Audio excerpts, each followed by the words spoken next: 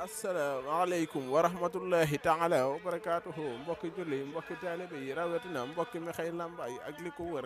ci ndigalu Serigne Mountakha Bassirou xalifa général des mourides ci ndigalu Serigne Daouda Ndiaye xalifa Cheikh Babacar Ndiaye Thiargane mbokk yi Serigne Mbaye Ndiaye jaalibatul maraaxib moo leen di yëgal ak a fàttali bisu màggalu xasida gu muy amal ca Mekhay Lambaye di ci ñaanal waay juróomu jigéen maanaam bu tabaski ba ca ñeenti fan ya maanaam 4e jour de la tabaski mi ngi ciy woo mbooleem daayira yu nekk Mekhay Lambaye ak li ko wër lépp rawatina daayira sufaasu dóor yi mu ngi ko ci woo daayira nuuru daarayni bu Touba Mekhay kaw daayira nuuru daarayni bu Touba Pencuma daayira nuuru daarayni bu Touba Mérina daayira Cheikh Babacar Ndiaye Thiargane daayira 18 safar daayira soppay Sëriñ Amsa Mbàkke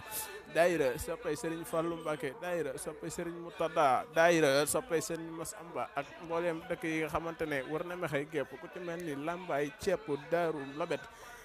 sanc saar ñu ngi woo ñëpp ngéegé yi rawatina mboolem daayira boo xamante ne ni daal nekk na fi nga xamante ne war na Mekhay Lambaye ñu ngi leen ciy woo di ci sàkku seen teewaay duruskat yi